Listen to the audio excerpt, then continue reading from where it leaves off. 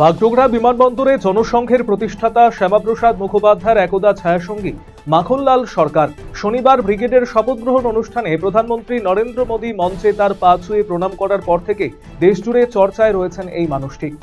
এদিন বিমানবন্দরে পৌঁছানোর পর মাখনলাল বাবুকে ঘিরে ধরেন অগণিত সাধারণ মানুষ এবং সমর্থকেরা।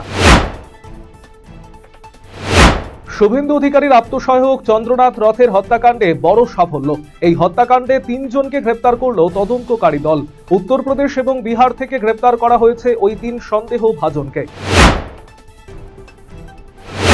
মাথাভাঙা শহরের বিভিন্ন এলাকায় তৃণমূলের যুবনেতা নয়নজ্যোতি সাহার বিরুদ্ধে পোস্টার পড়াকে কেন্দ্র করে ব্যাপক চাঞ্চল্যের সৃষ্টি হলো এলাকায়। পাশাপাশি চাকরির নাম করে সাধারণ মানুষের কাছ থেকে কোটি কোটি টাকা তোলার অভিযোগও তুলে ধরা হয়েছে এই পোস্টারে।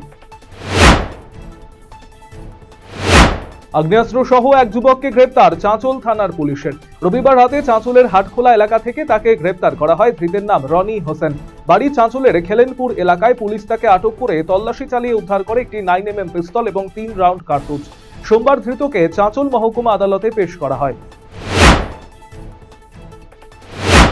দীর্ঘদিনের অভিযোগ ছিল যাত্রী হয়রানি এবং অতিরিক্ত ভাড়া আদায়ের। সেই অভিযোগের ভিত্তিতে সোমবার শিলিগুড়ির গুরুত্বপূর্ণ দার্জিলিং মোড় সংলগ্ন ট্যাক্সি স্ট্যান্ড এলাকায় সিন্ডিকেট রাজ বন্ধ করতে সরাসরি ময়দানে নামল বিজেপি। শিলিগুড়ির ব্যস্ততম এলাকা মহাবীর স্থান ফুলবাজারে দীর্ঘদিনের তোলাবাজির অভিযোগ ঘিরে ব্যাপক চাঞ্চল্য।